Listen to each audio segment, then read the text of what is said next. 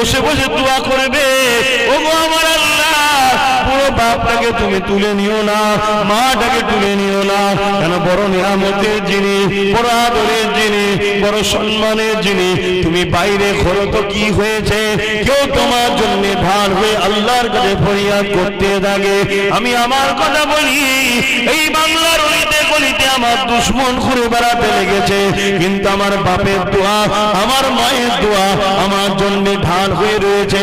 কেউ আমার জন্য চিন্তা করছে না করো, ওই জনম দুঃখিনী মাটা, ওই জনম দাদা বাপটা, তারা ফজরের নামাজ পড়ে কাঁদে, তাহাজ্জুদ পড়ে কাঁদে, যখনই হাত তোলে তখনই কাঁদে, ওগো আমার আল্লাহ আমার বাচ্চাটাকে তুমি হিফাজত করো। বন্দুকের গুলি মিস হয়ে যায়, মা বাপের দোয়া কখনো মিস হয় না। অথচ যারা মা বাপকে পেয়ার করেছে, আল্লাহ পাক তাদেরকে কি সম্মান, কি মাকাম দান করে দিয়েছে। এ যুবকেরা, তরুণেরা, এ নবী পাকের প্রেমিকেরা, আল্লাহ মা বাপকে কি নিয়ামত করেছে।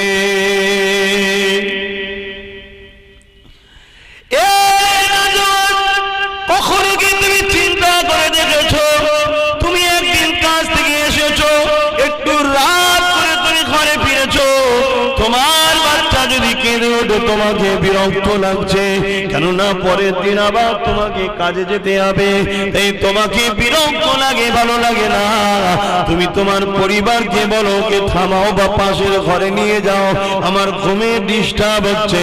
কিন্তু কখনো ভেবে দেখেছো তোমার আমার আম্মা জান কতদিন পেটে রেখেছে, ঘুম ঠিকভাবে হয় না, দুনিয়া জমিনে এসেছে, ঘুম ঠিকভাবে হয় না।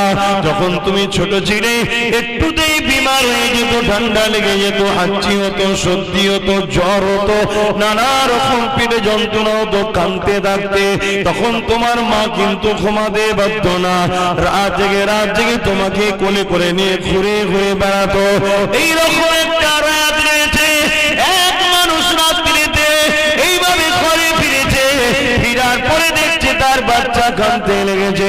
ওই স্বামীটা দেখে অবাক হয়ে গেল, জনম দুঃখিনী মাটা তার স্ত্রী বাচ্চাটাকে কোলে করে নিয়ে পিঠে করে কাঁধের উপরে মাথাটা রেখে পিঠে হালকা হালকা করে চাপড় দিয়ে ঘুম পাড়ায়, আর এমন করে ঘরেতে ঘুরাতে লেগেছে।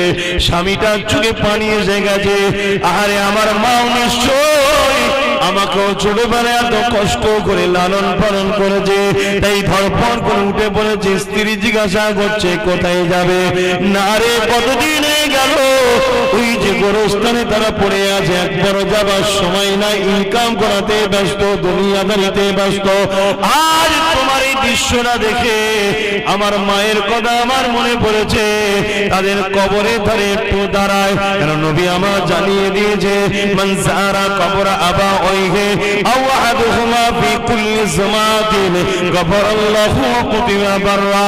জুম্মার দিনে যে ছেলেটা তার বাপ মার কবর জিয়ারত করলো, উভয়ের অথবা একজনে, আল্লাহ পাক তার কপালে লিখে দেবে এই ছেলেটা বাপ মার খেদমতগার ছেলে, আল্লাহর জাহান্নাম থেকে নাজাত পেয়ে গেছে।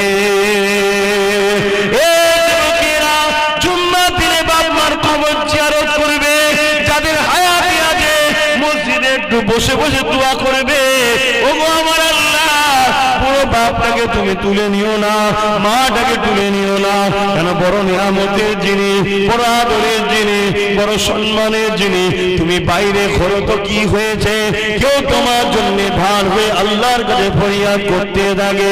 আমি আমার কথা বলি, এই বাংলার অলিতে গলিতে আমার দুশ্মন ঘুরে বেড়াতে লেগেছে, কিন্তু আমার বাপের দোয়া, আমার মায়ের দোয়া আমার জন্য ঢাল হয়ে রয়েছে। কেউ আমার জন্য চিন্তা করছে না করো, ওই জনম দুঃখিনী মাটা, ওই জনম দাদা বাপটা, তারা ফজরের নামাজ পড়ে কাঁদে, তাহাজ্জুদ পড়ে কাঁদে, যখনই হাত তোলে তখনই কাঁদে, ওগো আমার আল্লাহ আমার বাচ্চাটাকে তুমি হিফাজত করো। বন্দুকের গুলি মিস হয়ে যায়, মা বাপের দোয়া কখনো মিস হয় না।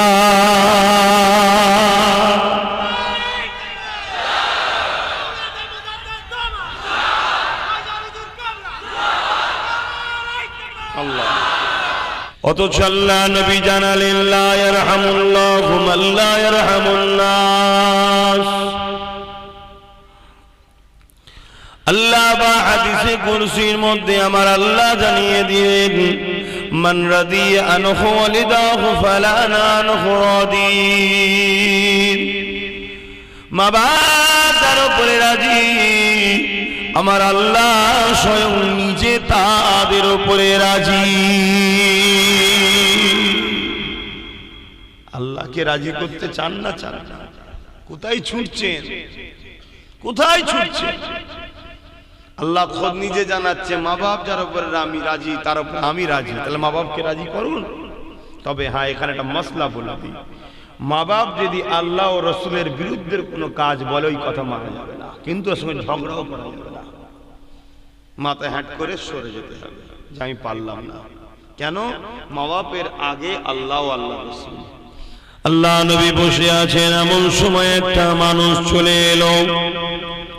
হযরত আবু উমামা থেকে হাদিসটা রওয়ায়াত, আন আবি উমামা আন্না রাসূলানি ক্বালা ইয়া রাসূলুল্লাহ মা হাক্কুল ওয়ালিদাইনি আলা ওয়ালাদি ক্বালা হুমা জান্নাতুকা নারুকা।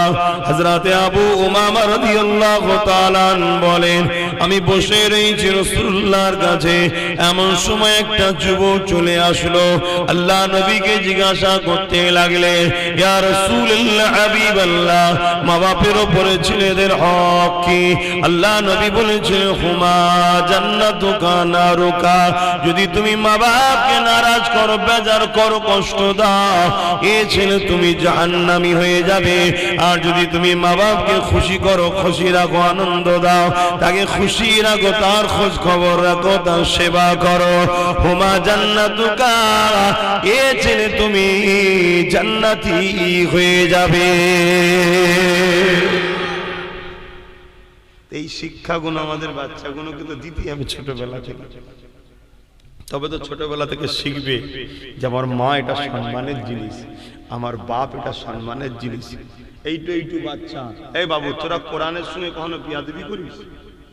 কোরআনের সঙ্গে বিয়াদবি করিস? কেন করিস নি বাপ? এদেরকে শিক্ষা দিয়া যে কোরআন আল্লাহর কথা সম্মান করতে, ঠিক না বেটা? ঠিক এটাও যদি শিক্ষা দেওয়া হতো, সেই কোরআন বলেছে মায়া সম্মানের জিনিস, বিয়াদবি করতে নাই, তবে তো শিখবে। বছরে একবার হুজুর নিয়েছে, সব সমাজ পরিবর্তন হয়ে যায়? প্রতিটা বাড়িতে কোরআনের আলোচনা শুরু করতে হবে। কি করে করবেন? বাংলা পড়ে খবরদার নয়, আরো যেটুকু কাজ ওটুকু যাবে। আমরা যেটা বলছি শুনুন, ওইগুলো আলোচনা করুন ঘরে। আল্লাহ নবী, নূর নবী, দয়া নবী, মা বাপের মর্যাদা কথা কত বলেছে। আল্লাহ নবী খুদ নিজে সাহাবা হুজুরদিওকে জানিয়েছেন, এ বাবা সাহাবারা, তোমাদের নবী মুহাম্মদ রাসূল তিনি নামাজে দাঁড়িয়ে যেতেন, আর মুহাম্মদ রাসূলের আম্মা জান যদি হায়াতে থাকতেন, উনি যদি আমাকে এসে ডাকতো, কই বাবা মুহাম্মদ কোথায় গেলে, আমি মুহাম্মদ নামাজটা ছেড়ে দিয়ে আমার মায়ের ডাকে সাড়া দিতাম। বুঝতে পারছেন মা কি জিনিস? যাদের চলে গেছেন এবার কি হবে, আর যাদের আছেন এখনো নিয়ামতটা আছে। কখনো কখনো একটু যে পাটি পে দেবে, আদর করবে, ভালোবাসবে, পকেট থেকে পয়সা বার করে একটু হাতে দিয়ে নজরানা মুসাফা করবে, করে বলবে মা একটু দোয়া করবেন, এই কাজে যাচ্ছি, আল্লাহ যেন সাকসেসফুল করে। মায়ের দোয়া মিস যায় না। এই যুবকেরা আল্লাহ নবী সাহাবাদের নিয়ে বসে রয়েছেন, নবী আমার দ্বীনের প্রচার করতে লেগেছেন। এমন সময় হঠাৎ করে একটা বয়স্ক মহিলা আল্লাহ নবীর দরবারে চলে আসতে লেগেছে। নবী পাক ওই মহিলাটা আসতে দেখে আল্লাহ নবী উঠে দাঁড়িয়ে বললেন, আহারে রহমতের নবী, দোনো জাহানের সুলতান নবী, আল্লাহর পরে তামাম কায়নাতের জিনা সম্মান সেই নবী। উঠে দাঁড়িয়ে পড়ে নিজের গায়ের চাদর দিয়ে যে জায়গাটা বসেছিল সুন্দর করে বিছিয়ে দিয়ে ওই বয়স্ক মহিলাটাকে বসতে দিল। আল্লাহ নবী বড় আদরের সঙ্গে ছোট ছোট দুটো কথা আলোচনা করলো। আল্লাহ নবী মহিলাকে বড় আদরের সঙ্গে আস্তে আস্তে বিদায় করে দিল। দিয়ে নবী পাক বসে গেলেন, সাহাবা হুজুররা বসে গেলেন। কিন্তু সাহাবাদের মধ্যে কানা খুশাখুশি হতে লেগেছে, কে মহিলাটা? দুনিয়া দোজাহানের সুলতান যাকে এত ভালোবাসা দিল। আল্লাহ নবী সময় বলতে লাগলেন, এ বাবা সাহাবারা, আপনারা ভাবতে লেগেছেন এই মহিলাটাকে আমার রাসূলের আম্মা জান তো দুনিয়াতে ছোটবেলাতে চলে গেছে, কে? শোনো গো বাবা, এই মহিলাটা অন্য কেউ নয়, এই মহিলাটা হলো আমার দুধমা হযরতে হালিমা। দোজাহানের সুলতান যদি তিনার দুধমাকে এত স্নেহ মমতা ভালোবাসা দেখায়, এ যুবক তোমাকে আমাকে আমাদের মায়েদের ঘরে তাহলে কত ভালোবাসতে হবে। অথচ আম্মা আমেনার থেকে আমার নবীর সম্মান বেশি, দুধমা হালিমার থেকে রাসূলুল্লাহ সম্মান বেশি। আল্লাহর পরে সব থেকে সম্মান হলো মুহাম্মদ রাসূলুল্লাহ। তারপরেও তিনি আদর্শ দেখাচ্ছে, দেখুন আর আমরা কি করছি।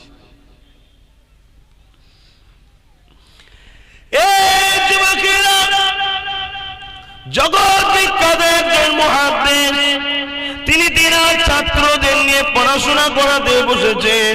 ওই ছাত্রের মধ্যে একজন ছাত্র এমন করে বারবার হুজুরের মুখের দিকে ঘুরে ঘুরে দেখতে লেগেছে। হুজুর জিজ্ঞাসা করে, বাবা কি দেখিস রে তুই বাবা? হুজুর বেয়াদবি নেবেন না, কাল রাতে তাহাজ্জুদের নামাজ যখন পড়ে ঘুমিয়েছিলাম। ছাত্ররা কেমন বুঝছো তো? তাহাজ্জুদের নামাজ পড়ে ঘুমানো। হুজুর আপনাকে কবে দেখছিলাম, অবাক হয়ে গেলাম, আপনার দাড়ি মোবারক থেকে নূর চমকাচ্ছে, তাই বারবার দেখি। হুজুর বলছেন, বাবা ঠিকই দেখেছি রে বাবা, কেননা কাল রাত্রে তাহাজ্জুদের ওযু আমার আব্বা জান করেছিল। আমার আব্বা জানে পা মোবারকটাকে ওই ওযুর পানিটা আমি আমার দাড়ি দিয়ে মুছে দিচ্ছিলাম। ফতোয়া বেশি দিতে যাবেন না। আকাট মূর্খ কিছু আছে তো সমাজে, দাড়ি দাড়ি। আরে বাপের পায়ের কদমের দাম আল্লাহ কত করেছে জানো?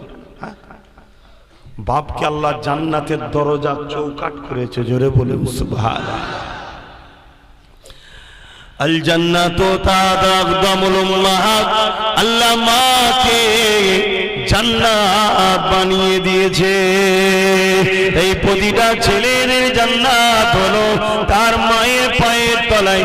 মাকে যদি বাজার করো জান্নাত গেল, বাপকে যদি বাজার করো জান্নাতের দরজা বন্ধ হয়ে গেল।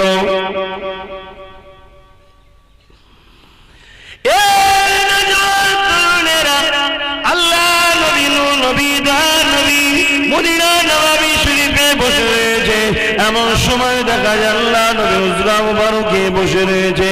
এমন সময় দেখা যায় একটা বুড়ি বয়স্ক মহিলা লাঠির উপরে ভর দিয়ে আমার নবী পাকে হুজরা মুবারকের সামনে দিতে লেগেছে। আল্লাহ নবী ওই মহিলাটাকে দেখে আফসোস করতে লাগলেন, আহারে কে বাবা এই মহিলাটা? আহা এত বয়স কম, দুর্বল বয়সে লাঠির উপরে কেন বাইরে বেরিয়েছে? এনার কি কোনো সন্তান আত্মীয় স্বজন কেউ নেই দেখার? এই কথাটা নবী যেই বলেছেন, সঙ্গে সঙ্গে নবীর দরবারে একজন যুবক ছেলে বসেছিল। ওই সময় উঠে দাঁড়িয়ে পড়ে বললে, ইয়া রাসূলুল্লাহ হাবিবাল্লাহ, আমার জান মাল আপনার কদমে কুরবান হয়ে যায়।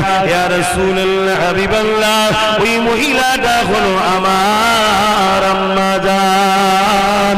এই কথা না শোনার সাথে সাথে আল্লাহ নবীর চেহারা মোবারক লাল হয়ে গেল। আরে নূরে নবী বলতে লাগলেন, কি ব্যাপার বাবা ছেলে, তোমার মা তো দুর্বল কমজোর, সে ঘরে রয়েছে, তা আমি মুহাম্মাদের কাছে এসে বসে আছো কেন বাবা?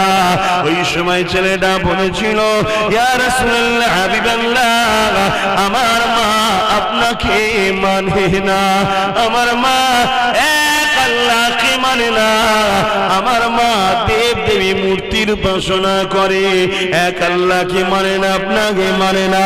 আল্লাহ নবী বলেছিলেন, এ বাবা ছেলে, তোমার মা মানে না, তোমার মা জবাব দেবে আল্লাহর কাছে, কিন্তু তুমি ছেলে হিসাবে কেন মায়ের সেবা করো না? আমি নবী পাক জানিয়ে দিই, যে তার মা বাপকে ভালোবাসে না, সে আমি নবী আমার কেউ হয়ে না।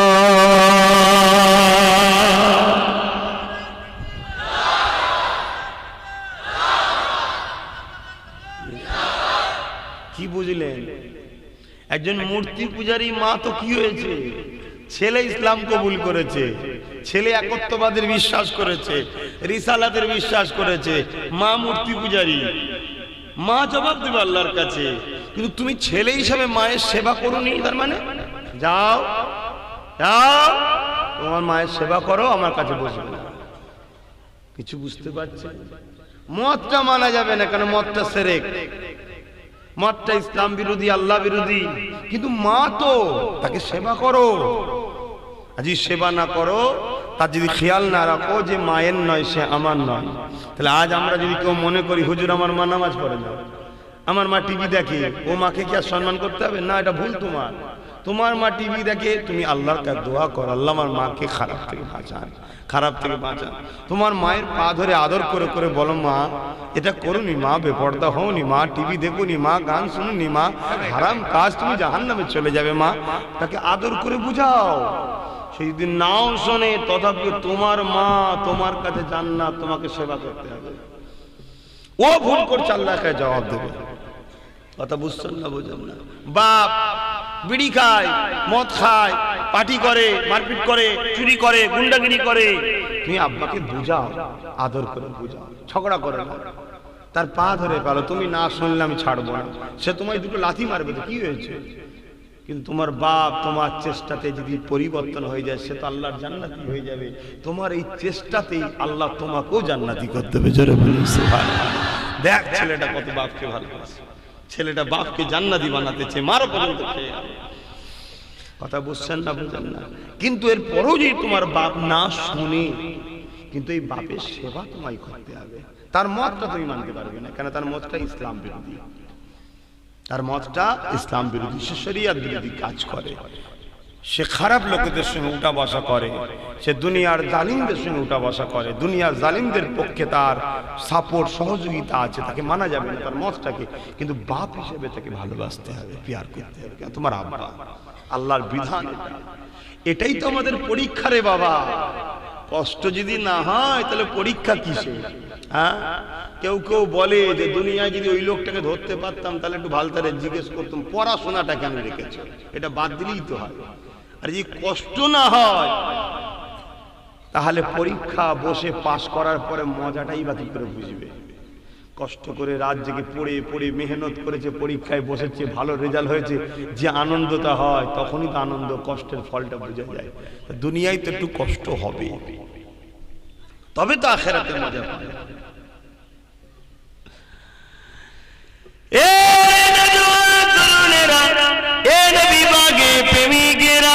হযরতে বাইজিল বুস্তামি নাম শুনেছি আমরা।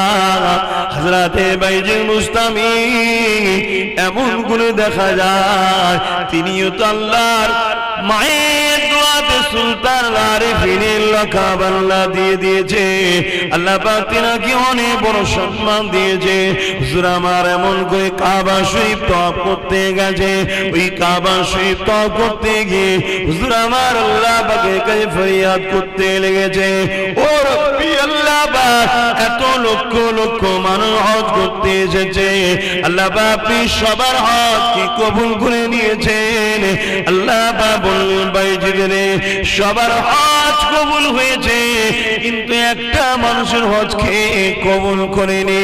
হযরতে বাইজির বুস্তামি অবাক হয়ে গেলে, কি এমন অন্যায় কাজ করলো সবার কবুল হয়ে গেল, সবার ওসিলা তো তারটা হয়ে যাওয়া দরকার ছিল। ওই সময় আল্লাহ পাকের কাছে জানতে চেয়েছিলেন, ও রব্বি আল্লাহ, কি এমন কাজ করেছে তিনি যিনার হজকে আপনি কবুল করলেন না? আল্লাহ পাক জানিয়ে দিলেন, বাইজি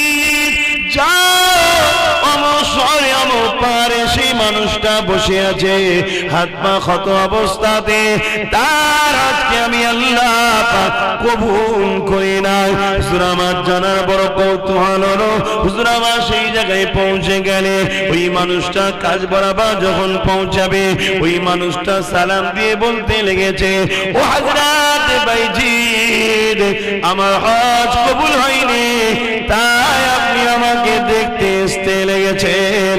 বাইজি শুনে শুনে আপনাকে জানিয়ে দিই, আমি একটা বছর নয় 27 থেকে 28 বার হজ করেছি, একটা হজ আমার কবুল হয়নি।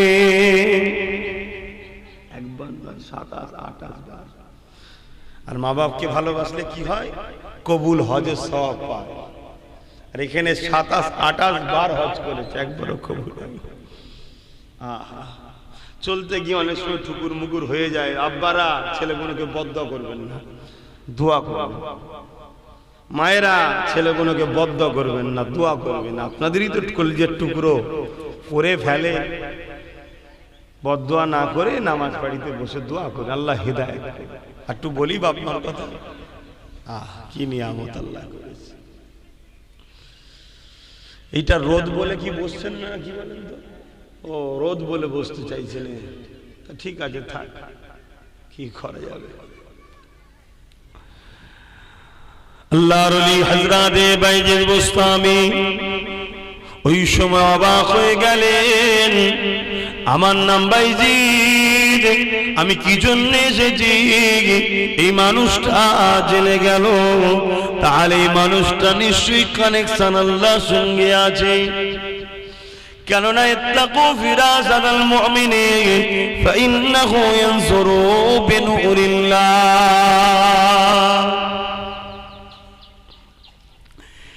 এ নওজোয়ান তরুণেরা, হযরতে বাইজিদ বুস্তামি হুজুর আমার মানুষটা গাজা গিয়ে জানতে চাইলেন, বাবা আমার নাম জানো, আসার কারণ জানো, কি কারণে তোমার হজটা কবুল হয়নি এটা কি তুমি জানো না?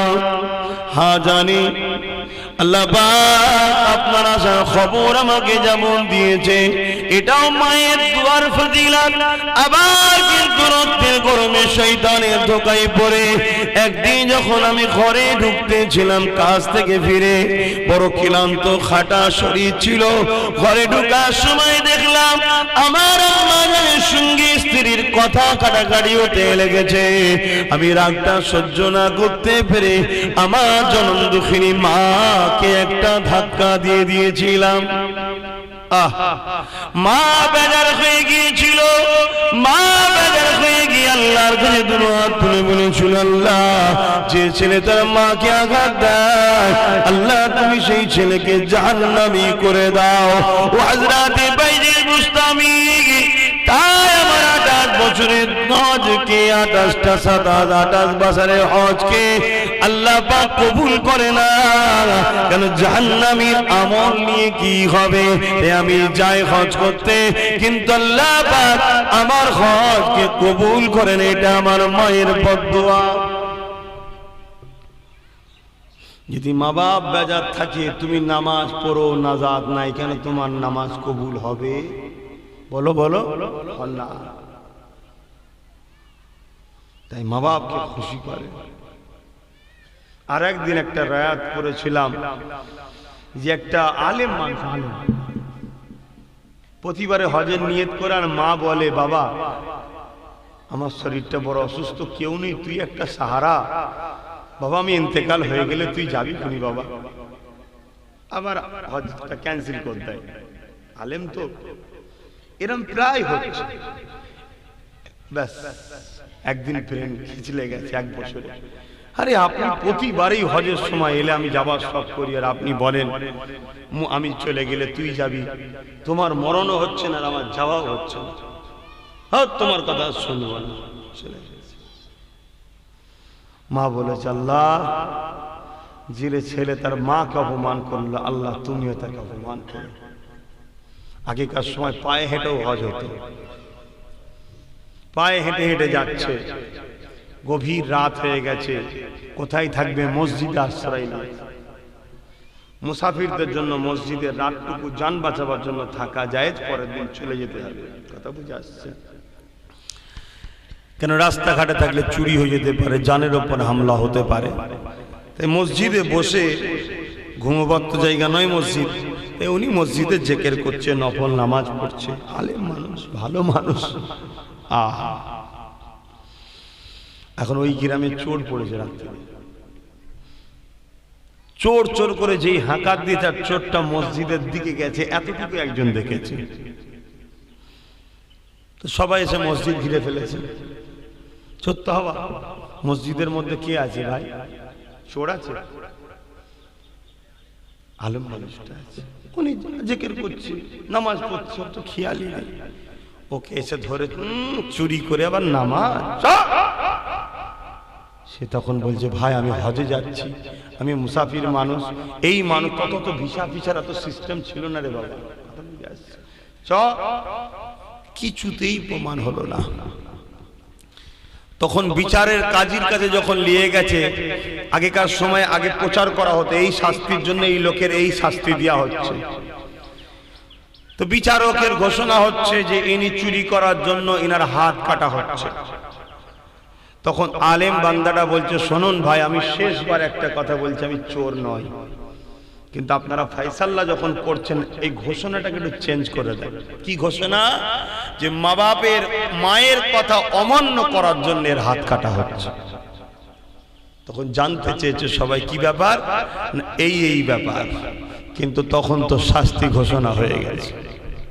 চিন্তা করে মা বাপকে আল্লাহ কি নিয়ামত করেছে, তাদেরকে আঘাত দেবেন না। অথচ যারা মা বাপকে পেয়ার করেছে, আল্লাহ পাক তাদেরকে কি সম্মান, কি মাকাম দান করে দিয়েছে। এ যুবকেরা, তরুণেরা, এ নবী পাকের প্রেমিকেরা, আল্লাহ মা বাপকে কি নিয়ামত করেছে।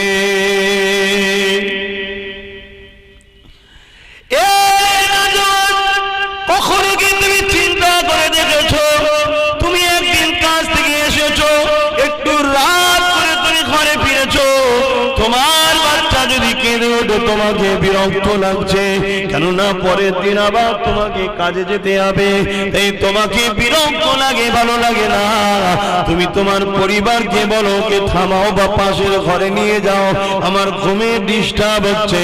কিন্তু কখনো ভেবে দেখেছো তোমার আমার আম্মা জান কতদিন পেটে রেখেছে, ঘুম ঠিকভাবে হয় না, দুনিয়া জমিনে এসেছে, ঘুম ঠিকভাবে হয় না।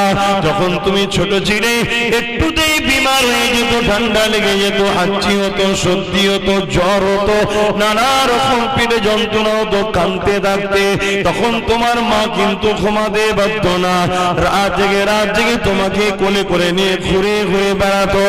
এইরকম একটা রাত রয়েছে, এক মানুষ রাত্রিতে এইভাবে ঘরে ফিরেছে, ফিরার পরে দেখছে তার বাচ্চা কাঁদতে লেগেছে। ওই স্বামীটা দেখে অবাক হয়ে গেল, জনম দুঃখিনী মাটা তার স্ত্রী বাচ্চাটাকে কোলে করে নিয়ে পিঠের উপরে, কাঁধের উপরে মাথাটা রেখে পিঠে হালকা হালকা করে চাপড় দিয়ে ঘুম পাড়ায়, আর এমন করে ঘরেতে ঘুরাতে লেগেছে। স্বামীটার চোখে পানি এসে গেছে। আরে আমার মাও নিশ্চয় আমাকেও ছোটবেলায় এত কষ্ট করে লালন পালন করেছে, তাই ধরপড় করে উঠে পড়েছে। স্ত্রী জিজ্ঞাসা করছে কোথায় যাবে?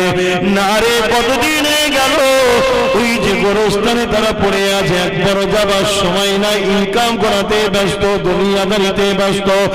আজ তোমার এই দৃশ্যটা দেখে আমার মায়ের কথা আমার মনে পড়েছে। তাদের কবরে ধারে একটু দাঁড়ায়, কেন নবী আমার জানিয়ে দিয়েছে মান যারা কবর আবা ওইহে আও আহাদুহুমা ফি কুল্লি জামাতিন গফরাল্লাহু কুতিবা বাররা। জুম্মার দিনে যে ছেলেটা তার বাপ মার কবর জিয়ারত করলো, উভয়ের অথবা একজনে, আল্লাহ পাক তার কপালে লিখে দেবে এই ছেলেটা বাপ মার খেদমতগার ছেলে, আল্লাহর জাহান্নাম থেকে নাজাত পেয়ে গেছে। জুম্মার দিনে বাপ মার কবর জিয়ারত করবে, যাদের হায়াতে আছে মসজিদে একটু বসে বসে দোয়া করবে, ওগো আমার আল্লাহ পুরো বাপটাকে তুমি তুলে নিও না, মাটাকে তুলে নিও না, কেন বড় নিয়ামতের যিনি, বড় আদরের যিনি, বড় সম্মানের যিনি, তুমি বাইরে খোলো তো কি হয়েছে, কেউ তোমার জন্য ঢাল হয়ে আল্লাহর কাছে ফরিয়াদ করতে থাকে। আমি আমার কথা বলি, এই বাংলার অলিতে গলিতে আমার দুশ্মন ঘুরে বেড়াতে লেগেছে, কিন্তু আমার বাপের দোয়া, আমার মায়ের দোয়া আমার জন্য ঢাল হয়ে রয়েছে। কেউ আমার জন্য চিন্তা করছে না করো, ওই জনম দুঃখিনী মাটা, ওই জনম দাদা বাপটা, তারা ফজরের নামাজ পড়ে কাঁদে, তাহাজ্জুদ পড়ে কাঁদে, যখনই হাত তোলে তখনই কাঁদে, ওগো আমার আল্লাহ আমার বাচ্চাটাকে তুমি হিফাজত করো, বন্দুকের গুলি মিস হয়ে যায়, বাবা বাপের দোয়া কখনো মিস হয় না।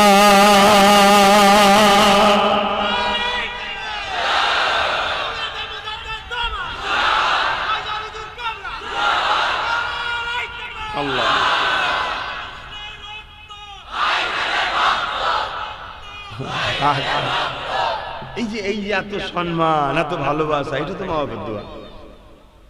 এই যে আপনারা এত ভালোবাসছেন না, এটা তো মা বাপের দোয়া, তাদের দোয়া একটা ওসিলা। এটা মা বাপকে ভালোবাসবেন, প্যার করবেন।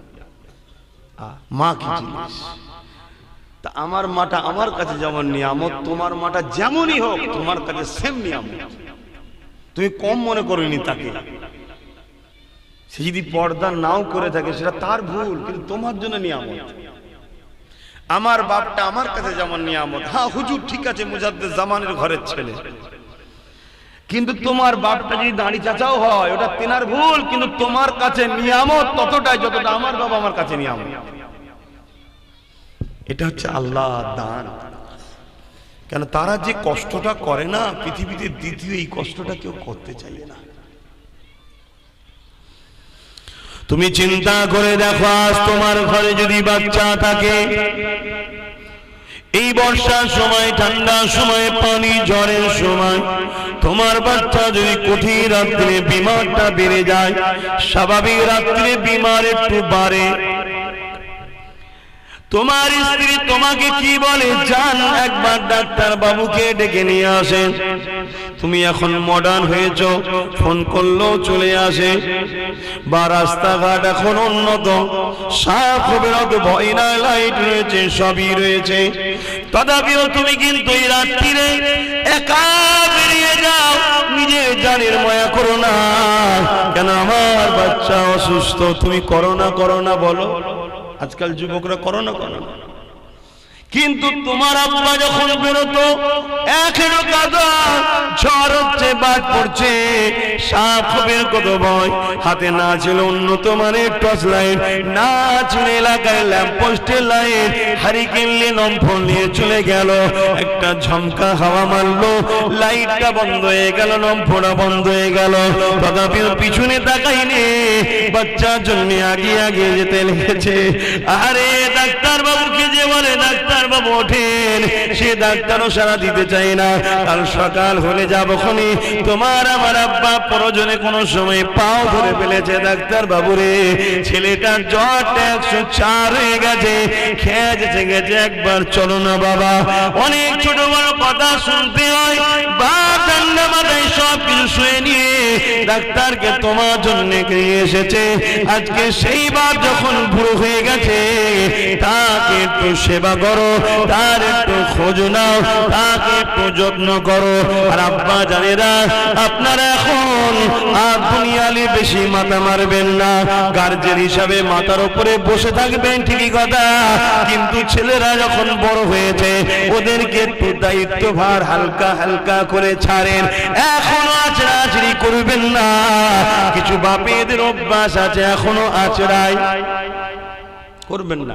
যদি কেউ করে থাকে, ছেলে বড় হয়েছে, আস্তে আস্তে ছাড়তে হবে।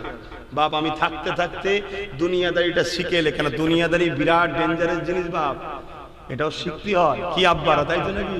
বিরাট কড়া জিনিস, নাই হাঁ হয়ে রয়ে যেতে হবে, সব দখল করলে অন্যজন সব ঝেড়ে চলে যাবে, তুমি বুঝতেই পারবে না। তাই বাপ থাকতে থাকতে একটু হালকা হালকা করে ছাড়বেন, যে বাপ আলো ব্যবসাটা আমি চালিয়ে তুমি সামলাও, আমি আছি, তুমি করো, আমি দেখছি, ভুল হলে বলে দেবো। শুনছেন না? আস্তে আস্তে আপনার পাশে বসে বসে বসে বসে শিখে যাবে, ওর দুনিয়াদারিটাও বুঝবে। আর আপনি একটু বেশি করে কোরআন পড়ুন, এখন নামাজ পড়ুন, একটু মসজিদে বেশি করে সময় দিন, কেন আপনাকে তো চলে যেতে হবে এবারে। কিন্তু কিছু মানুষ আছে এখনো ছাড়তে চাইছেন।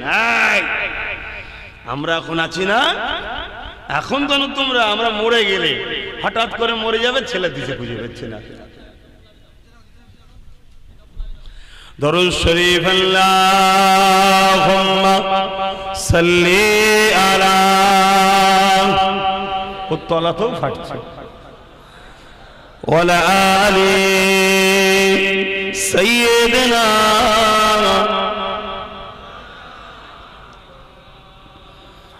আই কি যাবি সঙ্গে আমার, আই কি যাবি সঙ্গে আমার, নবী দেশে আয়, নবী দেশে আয়, যেতা মরুর ধুল মুক্ত হলো, যেতা মরুর ধুল মুক্ত হলো, লেগে নবীর পায়, লেগে নবীর পায়। আল্লাহুম্মা সাল্লি আলা,